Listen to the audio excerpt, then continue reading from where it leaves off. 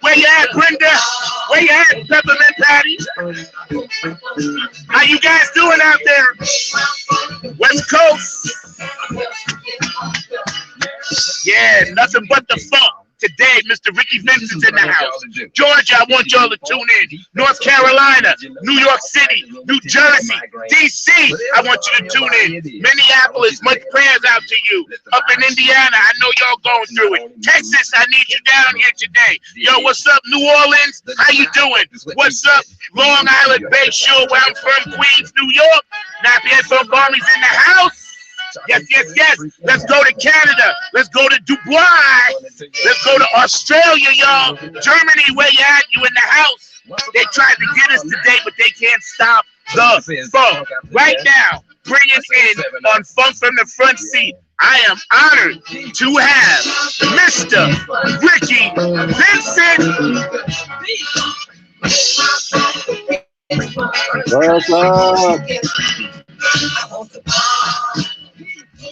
What's up, brother? How you doing? What's going on, brother Zach, man? It's wonderful to be in the loop with you, man. Funk from the front seat. I thought I needed some coffee to do this, but I'm just listening to you and getting juiced up for this. It's nice. I'm trying to keep it right, man. I love you, man. You know, you're my brother, and it's like, you know, this thing that we're going to get into today for a little while, people need to understand what you do and who you are and how important you are to the whole funk movement. And I apologize for the technical difficulties here in North Carolina. Sometimes it's a little weird and I can't even get on and get my straight, even though I was just talking to Mark a second ago. I'd like to thank my producer, Mr. Mark Lee, the main man behind the glass, keeping everything popping. So thank you, Mark. I know I was like really crazy this morning, but you know, this to be really, really cool. And thank you, Mark, for all your hard work. Mr. Ricky Vincent, you are a funk legend, author. You know, Philly Phil and Keith, and they all say you started this whole thing, man. And I am honored to have you as a guest. And I just want to, you know, hang out with you, and we're going to pick your brain a little bit, man. So how are you and your family doing with the whole COVID thing, first of all? We made it through to the other side, and Good. you know, so that's the beautiful thing. And yeah, it is. You know, we can start sniffing out some funk for real. A band that I know just announced Saturday, no cover jam session at a club out here called Yoshi's, and I'm gonna slip in there tomorrow. That'll be the first club scene I've seen since February 2020. Yeah. The mellow jazz thing, and you know, everybody be masked up, but at least you can soak up some live vibes for a hot minute. Yeah, it's beautiful, man. I know down here in North Carolina, I'm from New York, but in North Carolina, they opened up about a month ago. So down here, people are treating it like Mardi Gras. It may not be the best thing, but again, and I'll ask you this, socialization from the heart with what music gives us and what you wrote about in many of your books and things, you know, we need that as human beings. Wouldn't you agree? We need that, and it's always been the antidote to Western civilization. And, you know, some of us can make it work and can get a job and this and that and the other. But if you don't know who you are, then you just suffering from the placebo syndrome all the way. That's so, right. You know, so you need to kind of know yourself, be on the one, and be able to deal with it. And P-Funk is, for most of us, our guide. Even without lyrics, you can just vibe on it, and that's your guide to kind of clearing things out. Get the cobwebs out your mind, blow the snot out your nose, and you know, keep you going, grooving on the one, knowing who you are, that you're a natural African, even though you thousands of miles away and centuries away, you on it. And so that's why we live and love the funk. And that's why I've been doing this for the longest time. And, you know, there was a generation when I was into it as well that was all about it, but we didn't have the social media tools. We didn't have the, you know, all the other things. We were putting bootleg cassette tapes in the mail to each other around the world. You know, me and my homie, the Funky Man, we did a show called the Maggot Brain Special, and we put out a call, and people sent me cassette tapes of bootleg recordings of Maggot Brain from all around the world. This is back in the Right. 90s, right? Right. Before anybody was on social media, on internet radio or anything. But it was a little slower, but we made it happen. That's, young generation, they don't even know how you survive before social media. Well, Yeah. if you Yeah. social, you'll get some media that will work. And that's Yeah. what people Yeah. were Yeah. doing because we had the funk. It Yeah. Yeah. we Yeah. didn't download it on the day it was released online, but we always got it word of mouth. DJs you believed in, that you trusted, could tell you what's up, and they're like, oh, homeboy set us up. The way he said it is like, I gotta go get that one. Sometimes they'll Yeah. say, well, this pop song is worth getting, and you're like, nah, I'm not hearing that. But when they say, oh, this one, Right. because our DJs were the ones, the DJ for the affair. They were the ones that let us know what was going down. And yeah, that's a lost craft, a lost art, and a lot of us Totally. are losing them. But they come back. Those things come in cycles. And Yeah, they I do. think now that all the funk is out there. It's there. I was Yep. calculating it because I'm in my book back in the day. I wrote a Uh-huh. list of the top funk albums. I missed some, but I put a list out there just so people could get started. And I Yeah. listed how many were on CD at that time in 1995.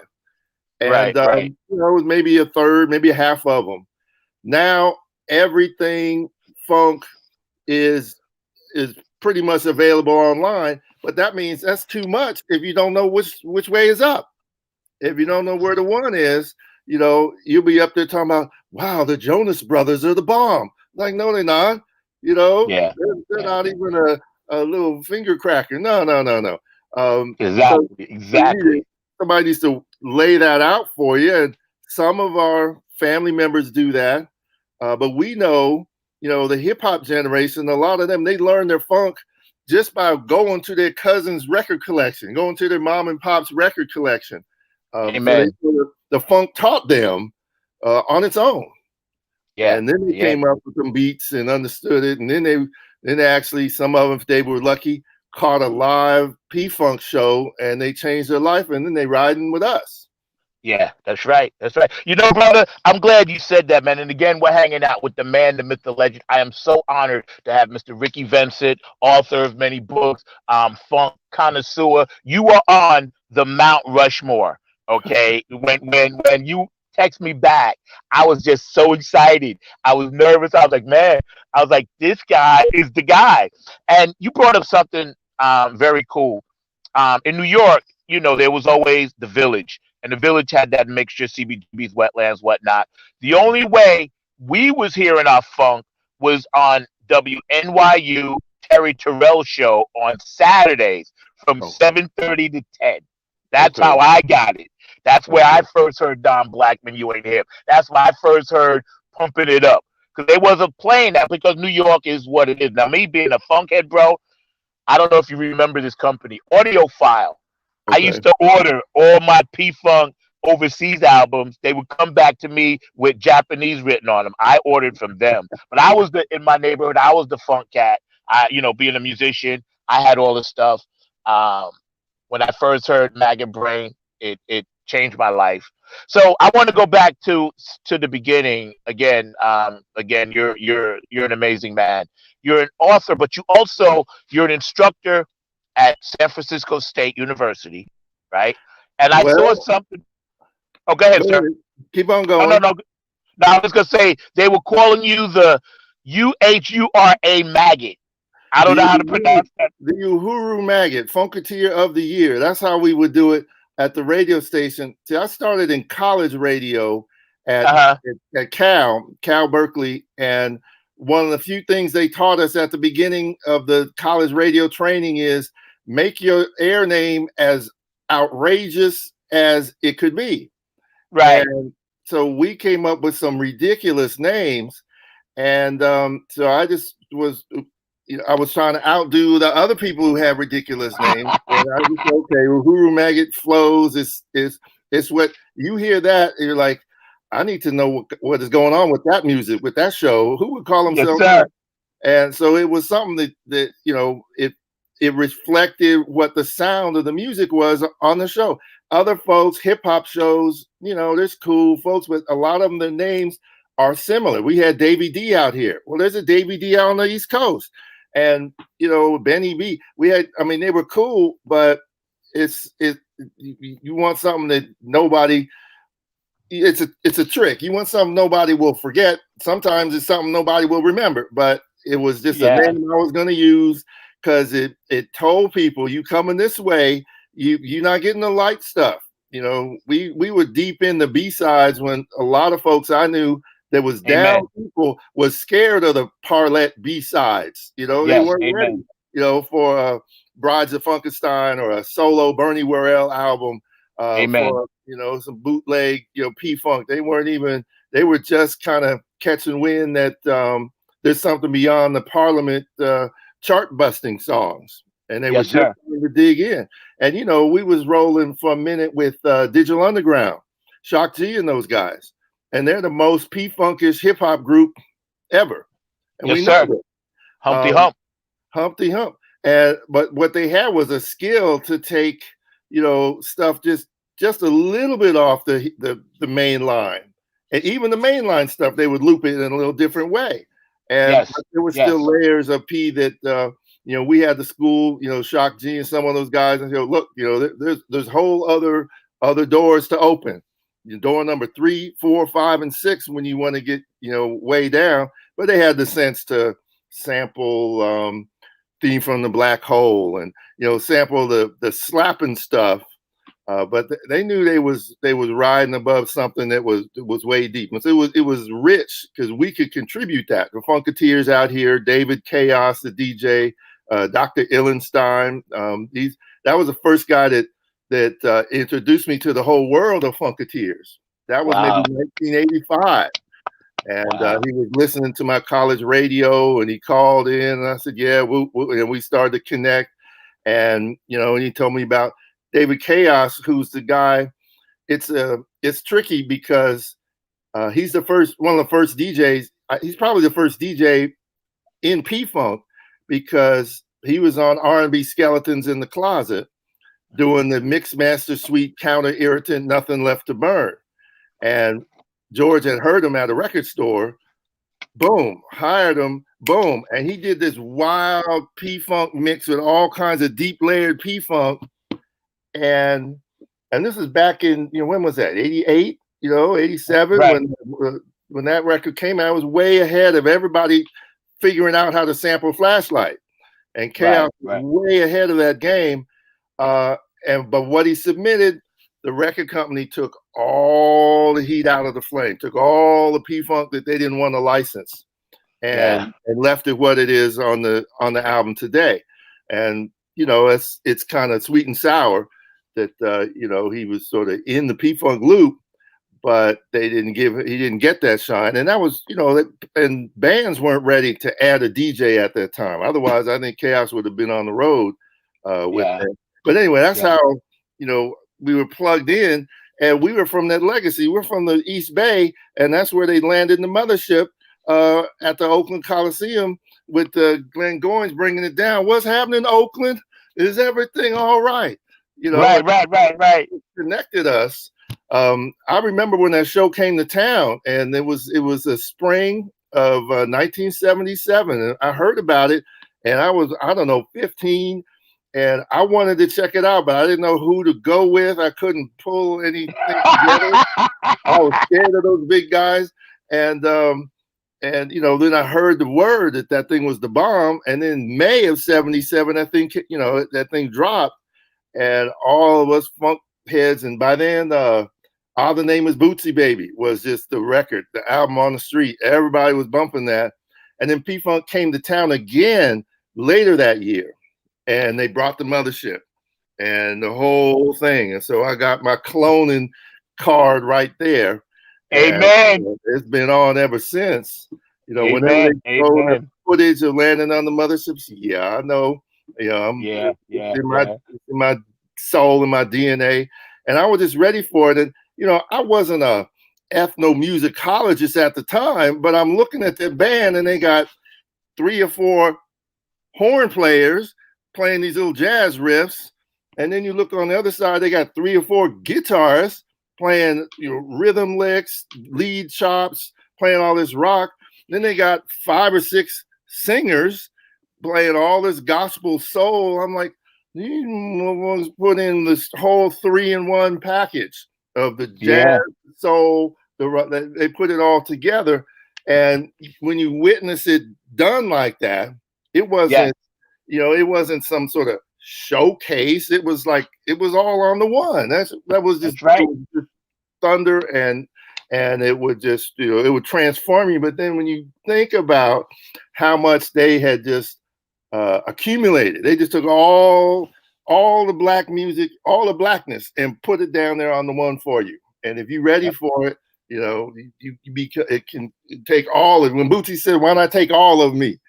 Yes. Yes, sir. Yes, sir. They were giving you all you need, and so I was open to it, soaked it up, and just kept moving ever since. And did what I could do at that time, which was write a little bit about it. And I was in school and I wanted to write about black music, and most of the books had sort of stopped. They had stopped to a trickle by the 70s.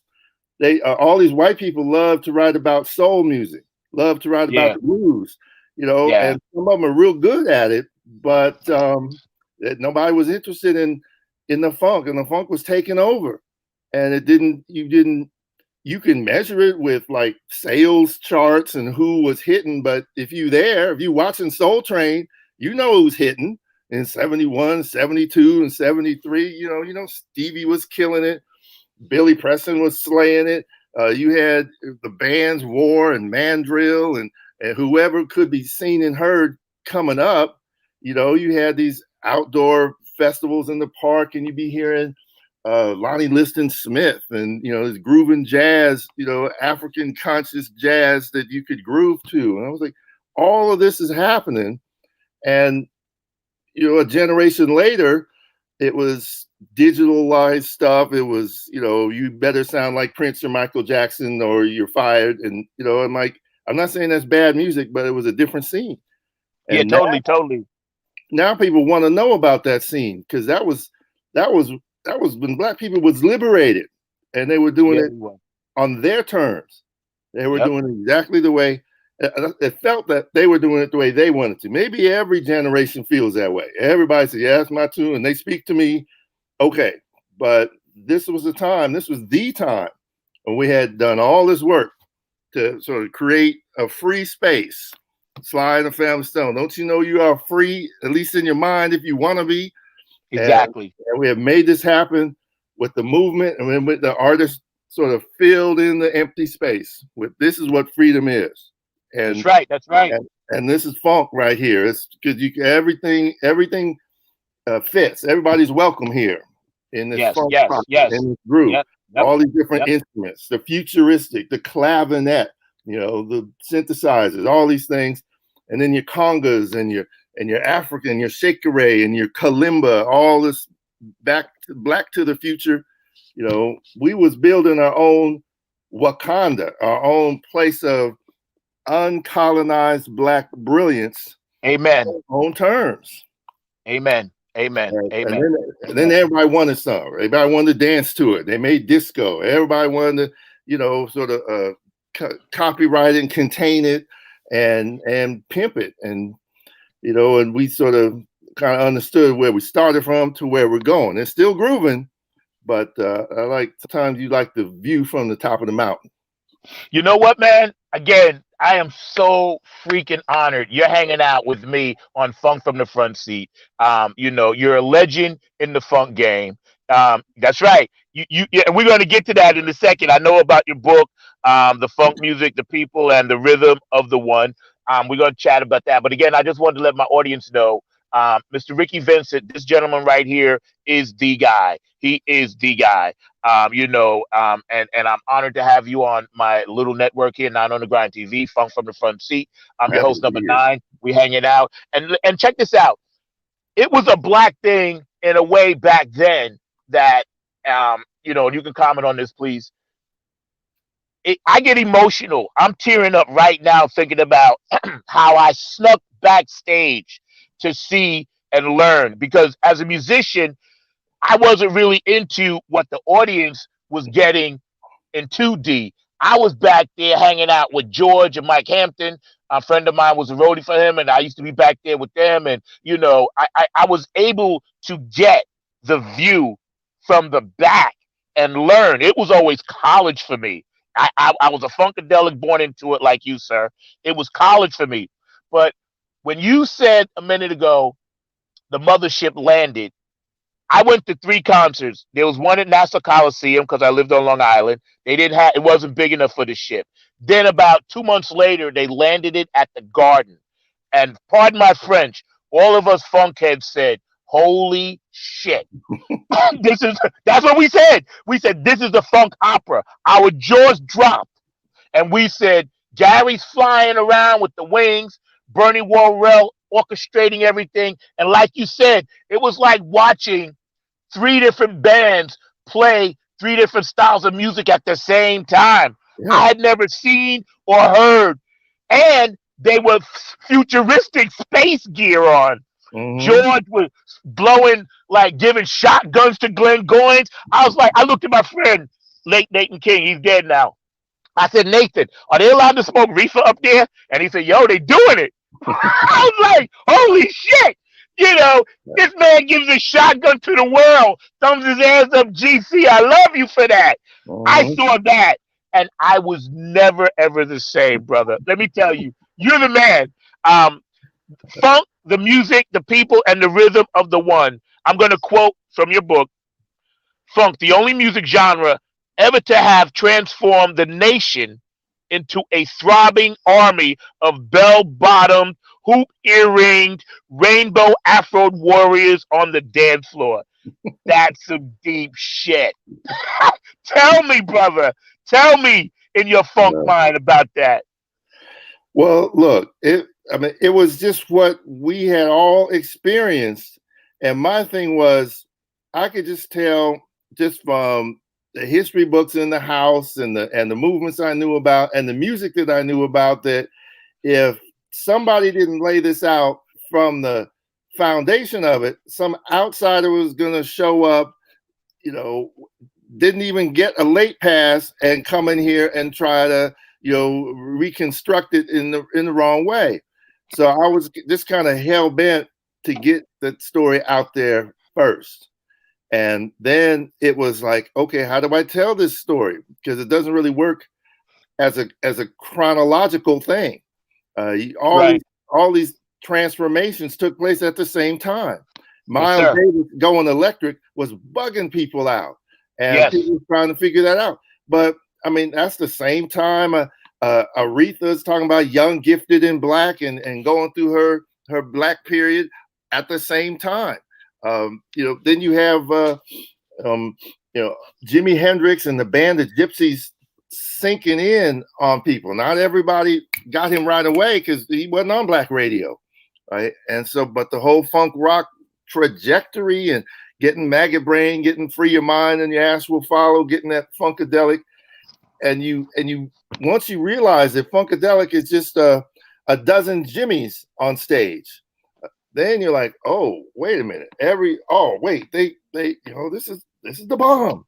And it's funny when you said holy shit, because that's what it was, because it was divine. Yes. But shit. Yes.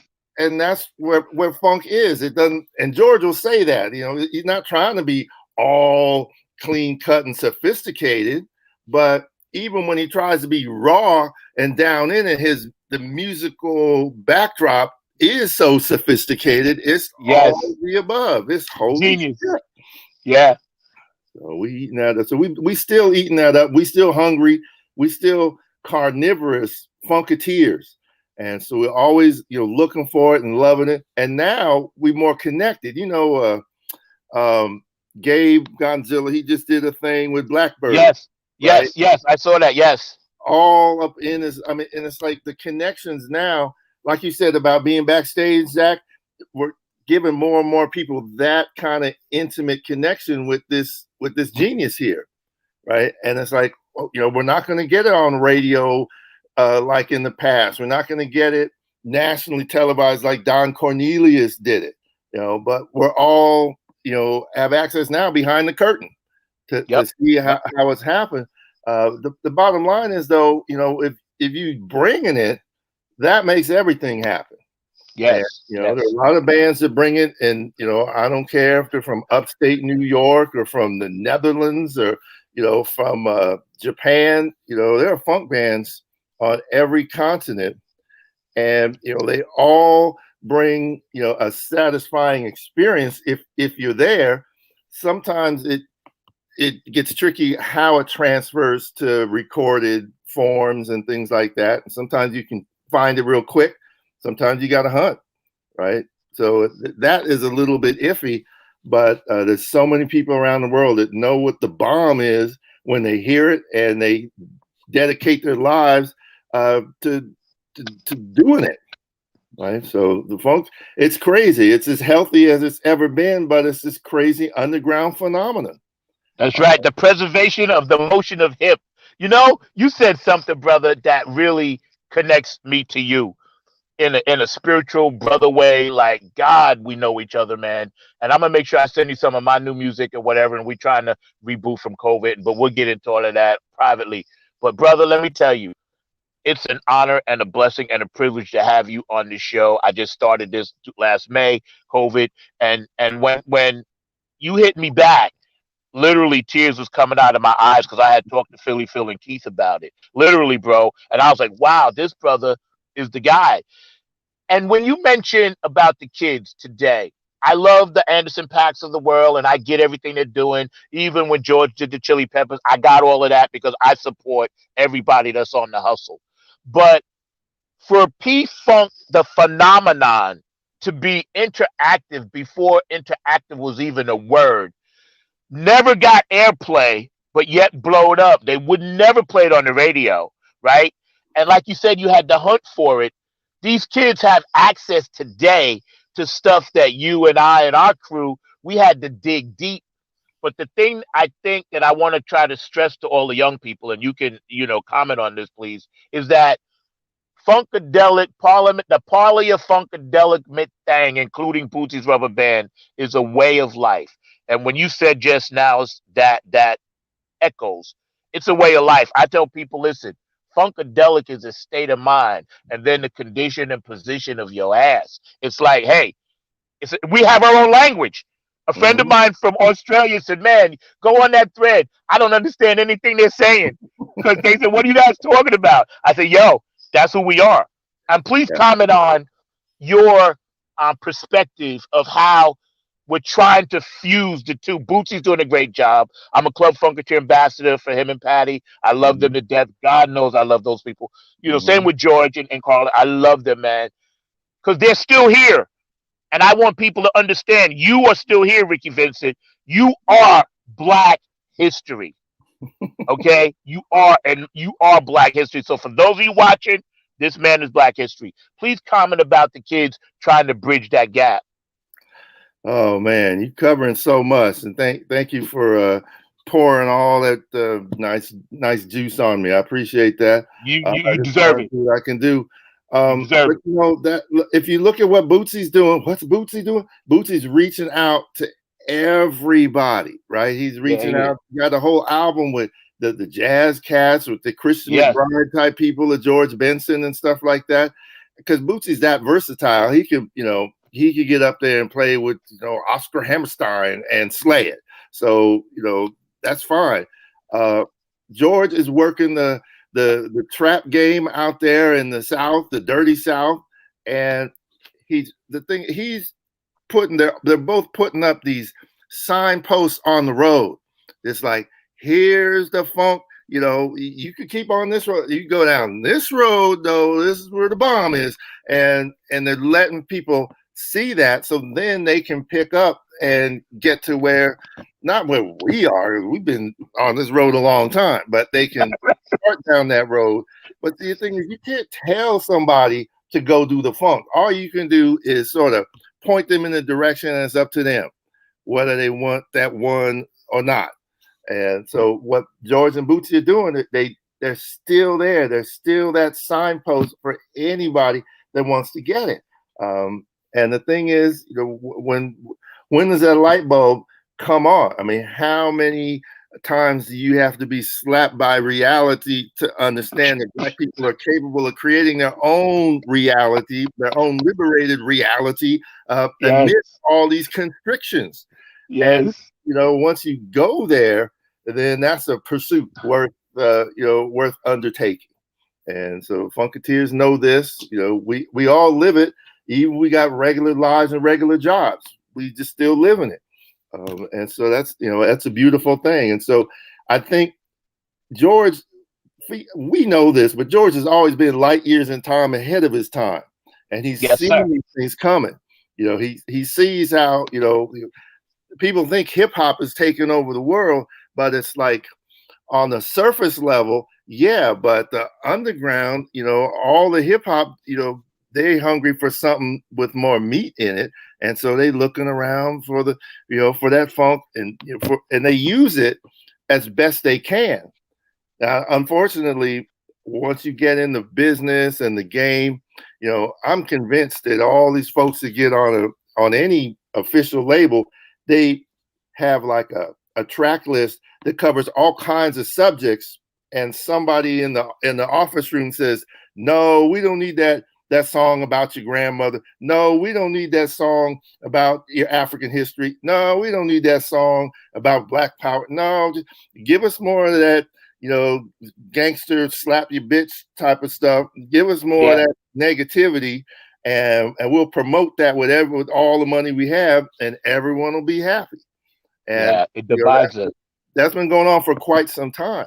And the artists that I know that have come up, they've told me that. It's like in so many words, and sometimes it's point blank. So no, we're not putting X, Y, and Z on this record because it affects bottom line type of thing. And that's right. Now we're realizing the bottom line is deeper than we'll see how these youngsters with all that brilliance come up, like her, and you mentioned Anderson .Paak and the Silver thing, and you get little moments of it from Alicia Keys. She did a performance with two pianos, which was recognizing Hazel Scott, this woman from the 1940s and 50s. He was brilliant, but they blacklisted it, right? Yes. There's all these different connections that these people make, and the good ones, ironically, unfortunately, still have to dance around the situation, not the industry. They can't just come straight forward with what they want to say and what they want to do. And you and I, we from that era where people could really bring it, and not just keep it real dumb, but they could keep it real in a transcendent vision. And because we would, not only was we listening to P Funk, we was listening to Stevie Wonder. We was listening to the real sophisticated blackness. Even Barry White, that bro from South Central LA, recorded with a symphony orchestra with R&B band. And he just had the audacity to do that. Nobody else had the skill set or the vision to bring those things together, and that opened doors for everybody else. And said, "Wait, I can be as black and as gothic as I want." Whoa! And I'm sure it'd be nice to hear what Bernie would say about something like that. That's right. But people like Barry White were making it big. And just saying all the we just blackenized everything in the Western civilization. And folks, when they weren't trying to hear that. And unfortunately, once we lost track of the guy who wrote the check for the mothership. He was the head of Casablanca Records, Neil Bogart. He was the first one. Most P-Funk, most black music is doing what you can with nothing, right? Right. And Bootsy would talk about making something out of nothing, right? That's right. All the way back to the blues, you making something out of nothing. And finally, in the 70s, George Clinton, with all the hustles, he hooked up with some cat who was making a party happen, had his disco going with Donna Summer, had his rock band with Kiss, and that's right. George, it was excess was the word of the day, And George said, I want to land a spaceship. And Neil Bogart said, well, how much money you want? Here's your check. Whatever you need, make your goddamn spaceship happen. And George was able to do that, right? Yes. And no other arrangement since has he had the opportunity, to do that. And it's special to that time, but it's also like we all know what the potential is with folks that know what can be done with the one. That's right. You know what, brother? You said something that's so fantastic. Again, Funk from the Front Seat, my special guest today, Mr. Ricky Vincent. I am so honored. He got up early just to do this show with us. And you guys, man, show this man some love. Hit him up. He's got books out. He's got a new CD coming out. And please show this brother love, because he is the reason why all of us today can still funk it up. George and him landed the mothership at the UN in New York City. And again, the writing in it, I think it was one of the papers. It was a small article, and it says Parliament Funkadelic takes over the worldwide UN, and it's a funk opera going on. And again, just the vision that man had to do that, and Bootsy's vision, and all the stuff that they're giving back. Funk is such a widespread, I got a song I wrote called Funk Infection. Like you said, brother, all the stuff up here, yes, it's white noise. We love it because it gets thrown to us in 3-minute, 20-second intervals, and that's it. But that layered down where you and I and all the Funketeers are, that's the party layer. It's like that movie Titanic.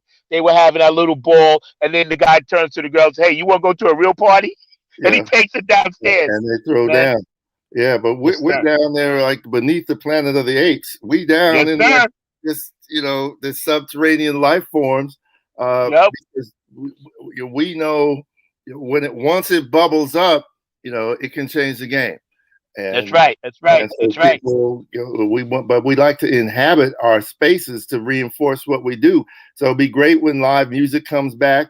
And And live music anywhere is, you don't have to go through the top 5 bands that are still around, just because folks by now, a year of looking around online for the music, folks know who can do a thing. And I just suggest people get out there and check it out as soon as you can, just to support it. Yep. That's right. That's right. Get this. You can do a lot online, but there's other stuff. How can 2D be 3D, right? So there's other stuff you want to get to the real and keep it going, and bring a youngster with you just so they can watch people playing instruments in a groove with each other. That's right. That's right. And learning. That's right. And then they'll take it from there once they realize, wait, there's more than just beats and rhymes and negativity in this music. Yeah, a lot more. Just go down this path, and you'll find a lot of music and a lot of people. Right? That's right. That's right. That's right. You said something very cool about the whole business side of it, because all of us that are doing independent work, we've dealt with the no's all the time. And again, we're hanging out with Ricky Vincent. I think his screen froze, but I can still hear you, brother. Can you still hear me? Yeah, I'm here. I got you. Good. Yeah. So when I look at how the game has changed, and we're all still doing it, holding it up and everything, I always think about guys like you, the forefathers, the Funketeers that laid the foundation, man. And I have to run this by real quick. Pedro Bell, Stozo, even now Curtis Wilcox picking up the torch. Pedro Bell, with what he was doing with their concept, was taking what was in George and Bootsy's and Bernie's head and bringing it to life on those album covers, man. Just touch base on that a little bit about our fallen brother, Pedro. Man, that was the most inspiring cat. First Funkadelic album I ever bought was Tales of Kid Funkadelic. And that was the most intensified work he had ever done. Everybody has their favorite Pedro Bell work, and Cosmic Slop kind of set the standard. But the way I looked at it, all the liner notes that Pedro wrote were typeset, except for Tales of Kid Funkadelic. And he hand wrote the whole planet, the whole adventures of Tales of the Kid in there. And so when you have the time to slow down, you can realize how personalized that whole thing was. But Yeah. all of them was inspired, but they were just so lunatic, ghetto fabulous, and brilliant, Yes. and just all these different things about them. And it's like, whoa, this is gonna take forever to read every panel to understand the layers of depth that he sees and you can perceive through it. And so Pedro, when I first got exposed to P-Funk and the album notes, I thought George had written all those things. I didn't know Right. what a Sir Yeb of Funkadelia was. And I said, Yes. Yes. anybody else can come with splank like that, the way Pedro was. And then I realized it was this other guy. And it wasn't until maybe the backside of the Jimmy G and the Tackheads album, maybe there was pictures of him, right? Working, messing around and clowning and doing the things he was doing with the sort of all picture collages he would do and things like that. And you started to learn who he was. And then and he was one of those early social media interconnecting people. And we would be sending tapes to each other, right? And he sent some P-Funk tapes that I was like, they're still whoop ass. And I would send him some of the local music and some of the things we're doing. And he was bugging on some of the bands that we had. And it was just a beautiful thing, just being around somebody that had all these layers. I mean, he was, as far as I could tell, self-taught. Yeah. And Yeah. I work at an art school, and I tell these people, he bought a pack of big felt tip markers and worked on a panel 3 feet by 3 feet, and that's how he would design these things and submit. Yeah. And then, what?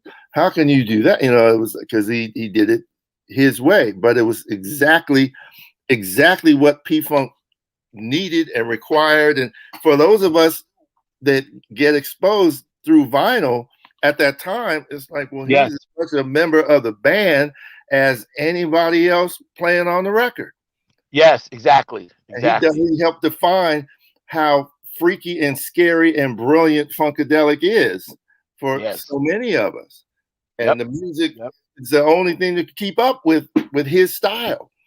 That's one of the songs on my second album coming up. It's called Paradigm Shifter because that's what they Overton in that documentary on P-Funk that the Yvonne Smith did. It came on PBS like 2005. Overton is up there and he's like, Pedro Bell is a paradigm shifter. The things in his head changed the way you think. And I was like, man, that's just so true. And I was really hurt that, when I heard we lost him, because I've been trying to reach out to him, and then, oh snap, I know so-and-so. I know because I had lost touch with him. And, I'm sure he would have had some good things to say about the funk that I was trying to do and that folks out here was trying to do. He was really open-minded to everybody's vibe that approached him, And I think people I don't think a lot of folks, when they first see that, they don't even think a human being did that. They just this is just some lunatic out here. He was just a brilliant cat that was on a next level, and there wasn't any place for that level to hold him up there. What Art Institute going to revere this guy that had nothing to do with their training, procedures or anything? He came up on his own, just from the block, and did that. And so he was almost an institution of his own. Now he inspired people like Stozo, and like you said, the other cats that everybody. Curtis is doing some stuff now. The guy that did the album cover on my work. Man, I forgot it. I forgot who. I'm gonna look him up real quick because I don't want to skip on that. And you're still frozen, but we got your voice, and that's what we need, bro. We got you. Oh man, I don't want to be frozen. You can reboot. I'll be here for a second. We got plenty of time. There you go. Perfect. Again, hanging out with Ricky Vincent, Funk from the Front Seat, man. You're a beautiful brother, spiritually funked up brother of mine. I love you, like man. We ride or die, bro. Because your insight to continue what was started is the perfect storm. We're getting comments on the bottom. Long live Captain Drew, aka Pedro Delic, aka Pedro Bell. People are interactive on this show, and please pay homage to this brother. He is Black history. We need to celebrate Black history while our Black brothers and sisters are alive. That's my goal. That's why I do this show. You guys are great out in the audience. Thank you, man, for hanging in there with us, man. It's beautiful, man. Okay, Yeah, man. Chris Herod, he's the one that did the album art to "Fool for the Funk," and that's available everywhere. And my 2 books, the Funk book, and just in case y'all needed to know, I was approached by some publisher in Russia, and the Funk book has now been translated into Russian, and they asked me they said, you got any new chapters? You got anything new? And I was like, well, it's been 25 years and been, haggling back and forth with the original publisher, St. Martin's Press, which has yet to even update the back cover, bio over there. I got 2 kids that are grown and out of college on their own, and that book says he has 1 child. I was like, yeah, we've been. So it's been more than time to do a new, to do a new intro, and so I sent them one, and so it'll be out, later this year. Right. I don't know how many of y'all can read Russian, but at least that stuff will be out there, and that'll be the next step towards sort of rebooting the book. Don't really have to change. I keep reading it, and I was like, no, I don't got to change what I said. It was some, you have to explain funk with some splank language, otherwise you're not explaining funk. That's right. Cool with that. I went on to write another book about the music of Black Power, the music of the Black Panther Party. They had their own rhythm and blues band. Right. The Lumpin', and that's a little more legit, contained, and that's cool. But when it comes to the funk, you gotta play all your cards. Otherwise, you faking it. You faking the funk. You faking yourself. So so I'm happy doing it both ways. Again, institutions come and go. The funk is going to be here. Like Sly Stone said, the funk can sit and never go sour. So That's right. It's beautiful that again we're hanging out with this wonderful spirit of the funk. It always brought us together. What I used to tell, and I try to tell people now, there's never any stress at funk concerts. Every now and then somebody may do something here or there, but it was always a peace, love vibe. And see, tied in with the powers that be, and you know what I'm talking about, and the music game, they didn't really want that. They never wanted it since Woodstock. They realized this many people coming together and it's peace and love. They have a voice bigger than the powers that be. And it bothers me to this day. But because of you and others like you, the pioneers were able to persevere. It's been the struggle. Our struggle to recognize funk is synchronized with the struggle of Black people. And I have to address the elephant in the room, sir. You're an amazing spirit. Now that we're in this, we're killing Black people, and they say again, I say it's always been that way.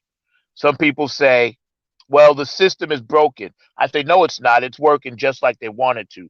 Please address your thoughts on our current situation today about what we're dealing with.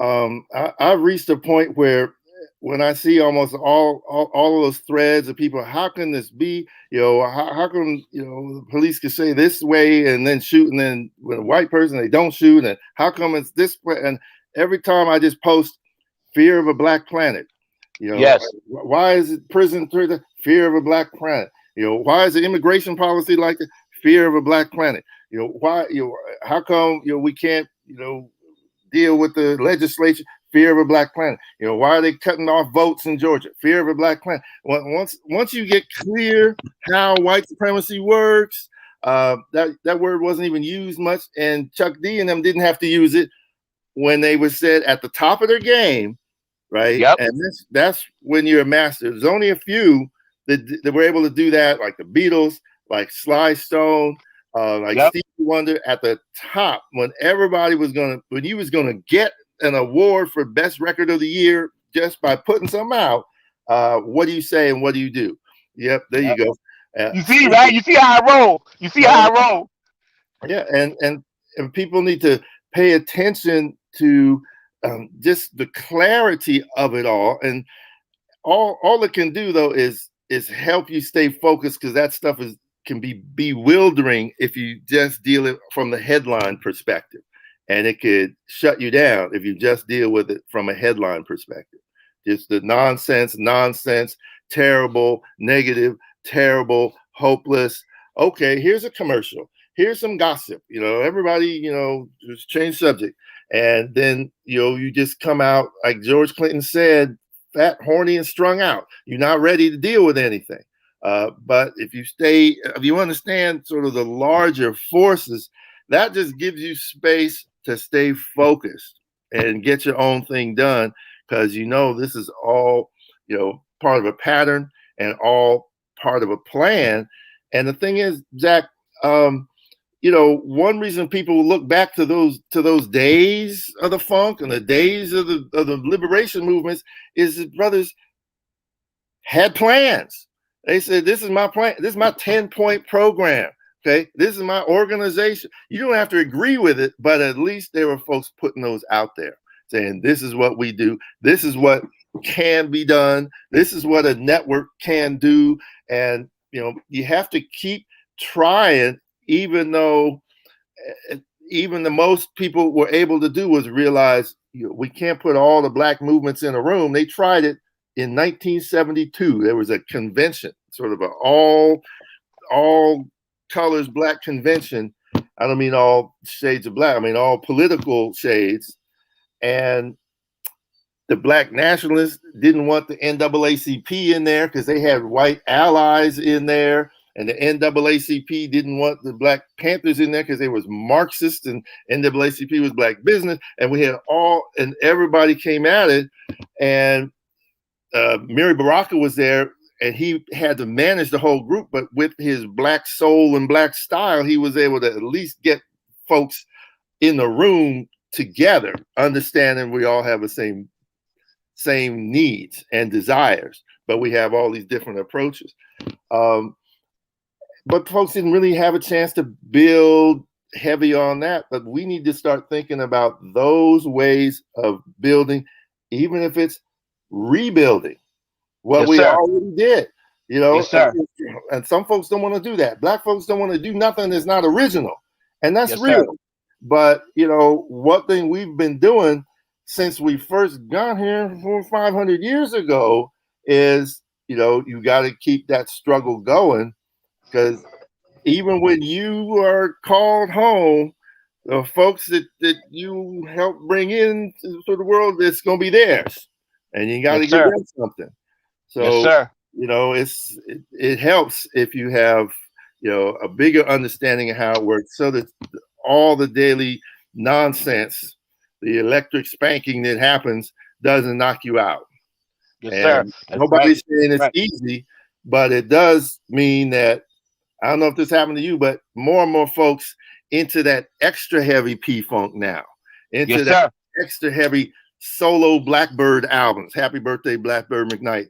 That's right. That's right. All of us Aries had birthdays this month. Yeah, a lot of us. Yeah. Yeah. But now people want that heavy, dirty, all grimy, raw funk as much as any, you know, the clean, you know, you can turn on radio and get your Midnight Star and the Whispers, Rock Steady, and, you know, the oldies and the new stuff. That's cool. That's cool. But Yep. now folks jump right to, you that hot stuff, the jerk chicken of the funk, the real raw powered Right. stuff. I love it. It's I love it. we don't the mild thing. There was a time for that, but it's not really time for that unless you're gonna exhale and escape for a minute and chill. That's cool, but just to get through it now, I've seen it, I've felt it, and the audience for the raw stuff that I know people didn't like or were scared of when I first started doing this. They Hmm. were ready for the I can funkadelic, imagine. the life of the funkadelic B sides. But now, folks, they need it by any means necessary. Yes, They need sir. to get them through it. Yes, sir. Yes, sir. You know, it's funny you mentioned all the B sides and all the other great offshoots that, George created the ship, then Bootsy got his ship, and then everybody little by little, Bernie did his thing, and, Bernie Worrell. I was upstate where they were rehearsing at, and, I was hanging out, and at the time I was dating Amuka Kelly, Amuka Sheila Horn.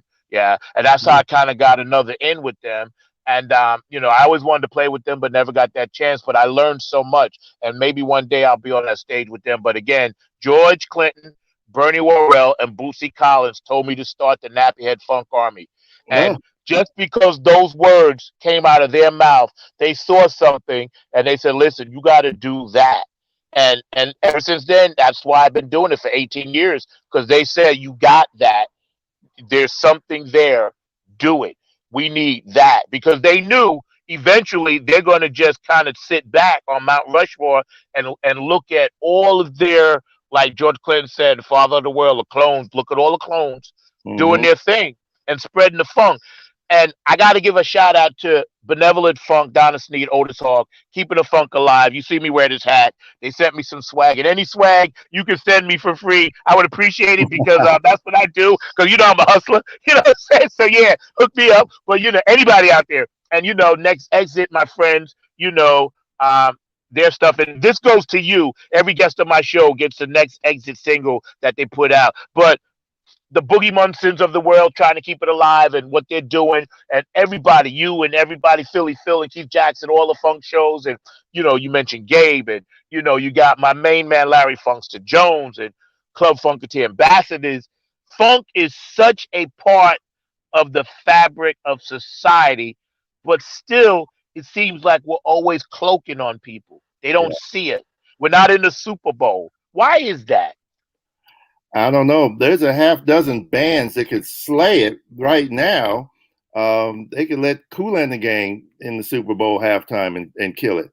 But a Bootsy and they don't and see they go both ways because they used to do like four groups would do a song and a half with the Super Bowl. Yeah, Even Beyonce's classic Super Bowl 50 X layout. I mean, she wasn't even the top billing that Super Bowl. It was, I don't know, Coldplay, I think, right? But yeah, yeah. they could bring in a funk mix just so folks know. Maybe if Silk Sonic and the Bootsy connection kind of keeps going, that kind of thing could happen, and folks will get it. And I do hope more people get to see real Bootsy before Yes. we get to the next generation, next era. But even after that, the funk will still be here. That's what's just so heavy. Yes.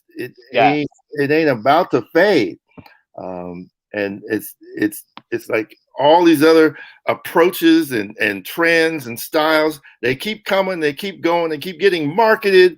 But when you break it all the way down, it's still about the Right, right, right. Every time I hear a song, I'm like, and I tell my daughters, I got one, 13, hi Maya, and Kayla will be 17 next month. And and they know about Mahalia Jackson and everybody. I taught them. They got vinyl, so they know. But the funny thing is, when we hear something, and they'll be like, "Okay, Dad, where did that come from?" Because they're gonna ask me, because they know I'm gonna be like, "Yeah, that's nice, but that came from Sly," or "No, that's kind of like a riff that came out of the time," or "You know what, that's kind of cool, and I dig what they're doing." But you know what? There was a guy called Jimi Hendrix that did that. Like you said, Band of Gypsies, and I've been blessed to even live to be 63 years old to even tell these stories. yeah. And God is so good because we all had to pivot during COVID. I know you pivoted. We all did. And Mark Lee, and I'm gonna bring him on in a second. He wants to ask you a quick question, my producer. I always let him ask my guests one question. And I know it's early for you, but brother, I love you from the bottom of my heart and soul. When somebody is doing their very best and they're hustling and they're doing whatever they can do to make this funk thing happen, I pay homage to them. And I want to say to everybody out there, Dr. Brookensteins of the world, he does my website, all you guys that are keeping it alive, continue to do you, because this brother right here got your back. And I know that for a fact because he's on my show telling you the signs. Mothership this way, regular stuff that way. Do you want to have fun and get funked up, or do you want to just drive the car? And thank you, man. I'm gonna bring my producer on, Mr. Mark Lee. I know you got a question for Mr. Ricky Vincent. Mark is a dynamite guy. He's my brother from another mothership. So Mark, jump in real quick, man. And yeah, Bruno Mars is cool, but it ain't funk. You're right. It just got the word funk in it. Mark, Mr. Ricky Put an Vincent, E in my funk name. boy. Where you got RickyVincent.com, it's RICKEY. People want Right. All right. Yes. put it Right. put an E Exactly. there because I'm getting a little scroll across there, and I want Yeah. everybody Yeah. to And check I. out the website because that Yes. goes Yes. to the Yes. album and everything. I'd be appreciated. Right. We can correct that. We can edit that real quick and everything. But one of the things I was going to ask you, Ricky, and everything is I'm a big fan of the Black Panthers, have always been a big fan of the Black Panthers. You actually alluded to it earlier, your other book and everything. I'd love to hear you talk a little bit about their legend, their connection to what's going on in the world even now, because I feel that they're very much connected to the Black Lives Matter movement even to this day. So I'd love to hear your thoughts on that because I didn't even know or had not realized that they had a band. I definitely remember about the food program and a number of other things, but I was not aware of that band that they had, but definitely am a big fan of the powerful work that they did. But I'd love to hear your thoughts. Okay. Yeah. I didn't know they had a band either. When I went into it, I was just kind of researching how the music and the movements overlapped, right? And then I realized, then I started to read, and then I got a call from Boots Riley from the Coup, that's that rap group, and he made the movie Sorry to Bother You. He's real busy guy, and he's a funketeer. And he said, Rick, did you hear that? Did you hear that they had a band? The Black Panthers had a band, and he told me who to talk to, and I talked to some folks and dug into it. And it turns out in 1970, just as the Breakfast for Children program was jumping off, and the Panthers, when you start to learn about them more, when they began in 1966 and spring of 1967, and they marched into the state capitol building, packing in Sacramento, and they said, we are here, to say, we will defend our community because the police will not. And they were saying things people right now on a large scale are understanding. And these brothers and sisters said that, right from the jump. And so much of it was about self-determination. We will defend our communities. We will feed our community. We will protect them and help them with housing issues and education issues. And they can come to our chapters. And, if there's a crisis, we can address that because we have all these skills. And it reminded people how much we have as a skill set. It doesn't matter what college training you have. If you have a skill set, if you can organize stuff, well, organize the cache of ammunition one day and organize the food storage the next day that we get for the kid. I mean, the people had skills, but there was a vision at the beginning that was standing up to the brutality of the state. And remember the Vietnam War, it wasn't censored. So we saw the state doing these things to people all around the world and on the street. But then J. Edgar Hoover and them clapped back, if you will. And we saw, most of y'all saw that movie, The Black Messiah, Judas and the Black Messiah. And that's how dastardly they were. And so Huey Newton pivoted and said, let's rebuild our connections to the community. And it's not about highlights of shootouts. It's about building a service to the community from folks that are willing to do what it takes. And that's how they evolved into this organization that really was hands-on, educating the kids and, you know, doing things that really service the people from the early 70s on. And then a lot of those guys that were doing the work after the day they do the work, they just kick back and start harmonizing. That's what brothers did. But today they might, you know, freestyle rhymes. But back then, 1969, 1970, you know, grown brothers and sisters would start singing songs just off the top of their head and make up new songs and blah, blah, blah. And so they developed a little core of cats that could sing. And there's a guy named Emory Douglas. He drew those real intense looking drawings of you know, black folks sort of you know, in the world. It was like in an urban space, but they had a sort of a militant consciousness. The cartoon drawings of black folks, the sort of official artist for the Black Panthers, he was the minister of culture. And he heard these cats and said, we're going to make a band for you because everybody needs to hear the way you do this and get you to you know, pitch for the party. So these guys, they came together. One of them knew how to write lyrics. So they redid Soul Standards. They redid People Get Ready by Curtis Mayfield. And it wasn't People Get Ready, there's a train coming. They said People Get Ready, the revolution's come. Things like that. Sir. And so they knew, and they knew the techniques of harmony and how to do. They respected the music because all of them. This is the thing. All these folks were living lives as teenagers, typically high schoolers with vision, and then the revolution hits. You know, Martin Luther King is shot. You know, Malcolm. You know, Black Power. All these things are happening to them, and they just snap out of it and say, you know, ain't nothing more important than a commitment to revolutionary change for my people. And they would walk in the office and say, you know, I'll do whatever you want me to do. Let me get going. So a lot of them had a skill set just walking in that they were willing to leave alone. But it sort of grew back out. And so these four guys became this group called the Lumpin', and they would sing these songs. And all they had to do was make a couple phone calls to get folks they knew to play in the band. And so they would do gigs for free. You know, the gigs would be, you pay to go see them, and then all that money would go straight to the party. And that was just part of what you did if you were a party member. So it was a very interesting way they mixed the work of an R&B band with the commitment of the Black Panthers. So inside that story it's a trip because it brings out these larger questions of what does it mean to be a committed artist? You know, what does it mean? You know, because every artist wants to get known, every artist wants to get paid, but every artist wants to contribute in some way to the community. So all these questions come out.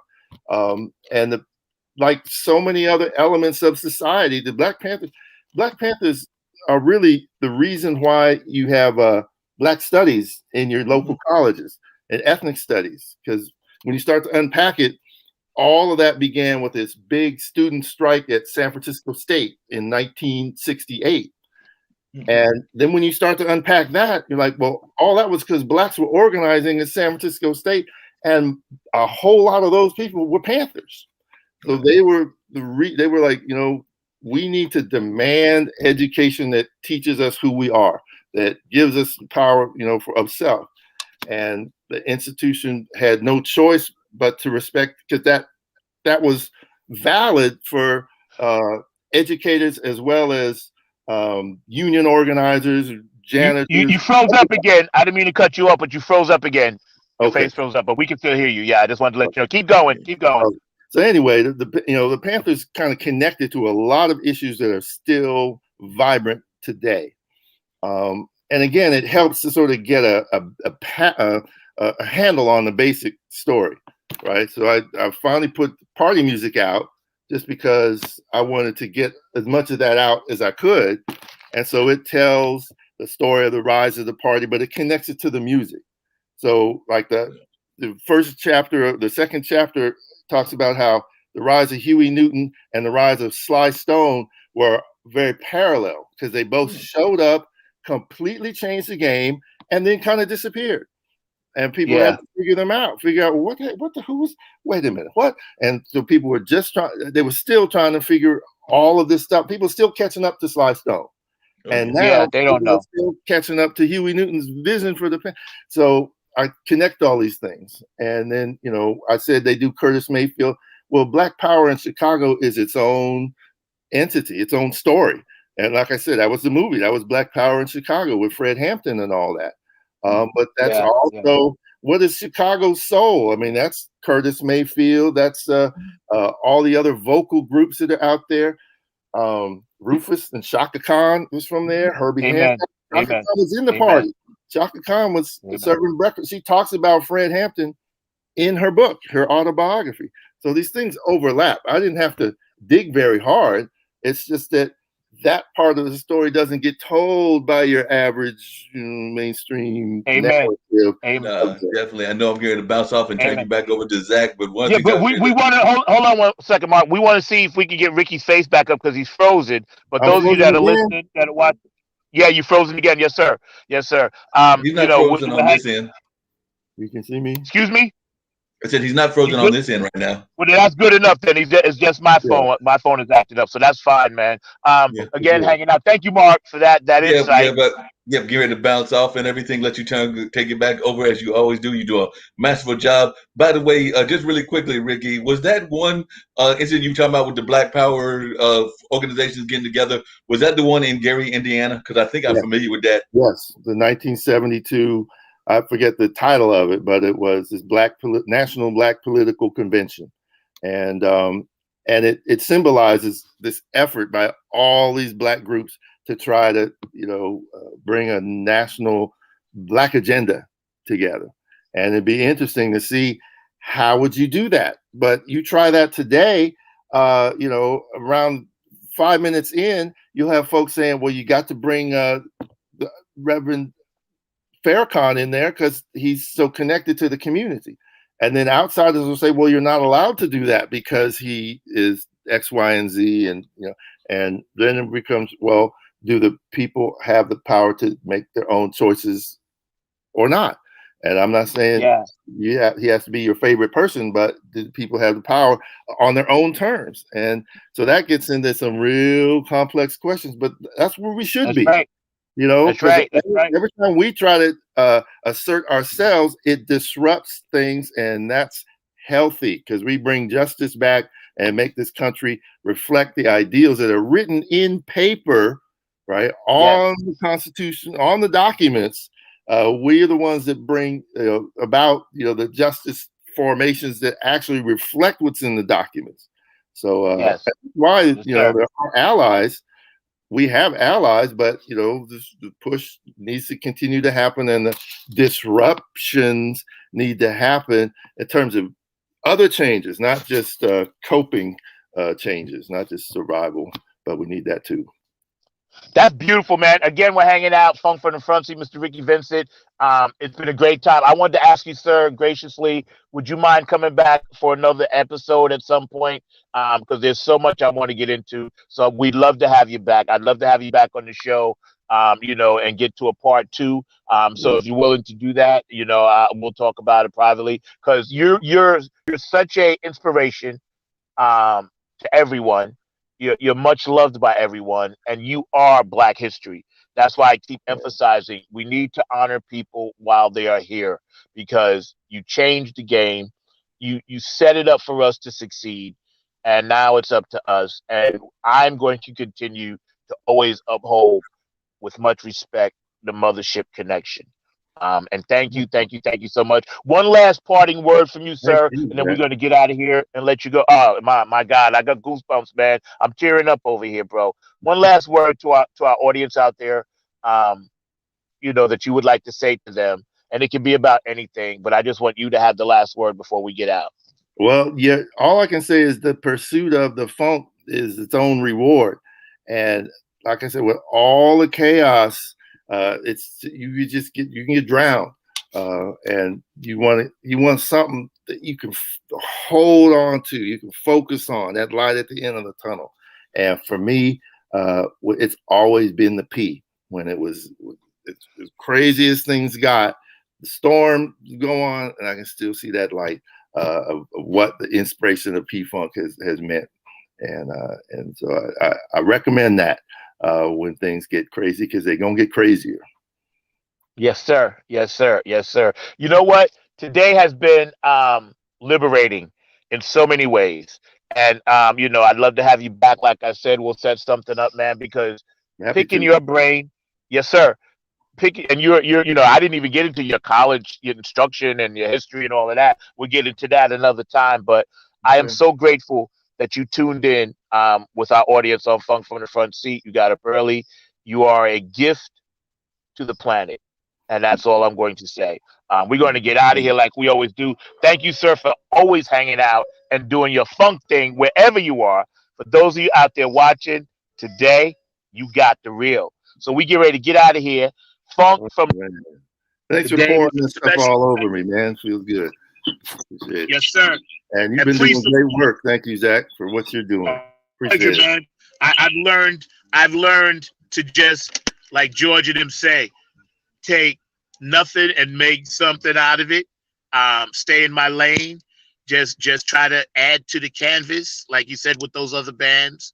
And because of people like you that inspire me, I'll be totally motivated, and I'll always keep the funk alive, So again, you can sit with us. I'm gonna do my normal shout out while you're hanging out on my little ship. It's always funky in the front seat.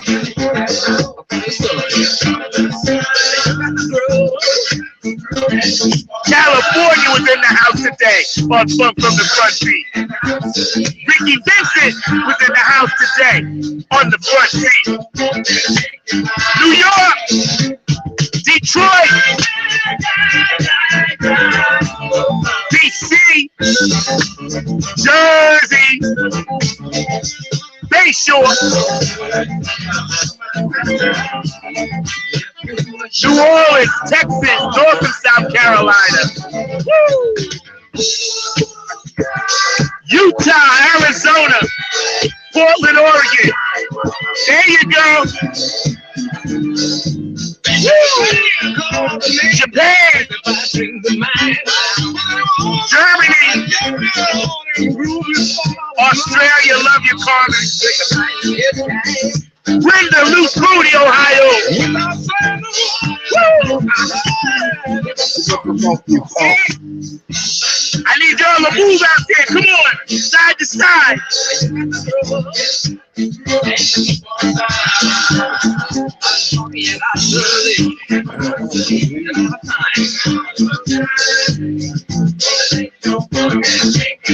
Yes, sir. Funk from the front seat. Night on the grind TV. Bringing it to you in your face. Shout out P-Funk Radio, Keith Jackson, Philly Phil Funk Buzz. Dave Gonzalez, I love you. Robin Circle of the Peace. Larry Funkster Jones on Saturday, I love you. Woo! Our guest today, Ricky Vincent. The man, the myth, the legend. We get ready to get out of here. On that note, I love you, bro. I'll catch up with you. I'll call you. And I'll send you some stuff. And you have been a true gift today on this journey of peace, love, and harmony. Thank you so much. Thank you from the bottom of my heart. Jack. Thanks for reaching out. Man, let me tell you, you're the man. That's just it. You're on the Mount Rushmore. So when I touch your garment, I get electrified and get electric spanking. And I'm ready to fulfill my funk. I'm ready to be the groove allegiance of the funk wherever I'm at, representing it in a positive way. Like Boosie says, the power of the one. That's right. All right, brother. We off the air in a minute. Mark Lee, my main man behind the glass. Thank you so much, sir.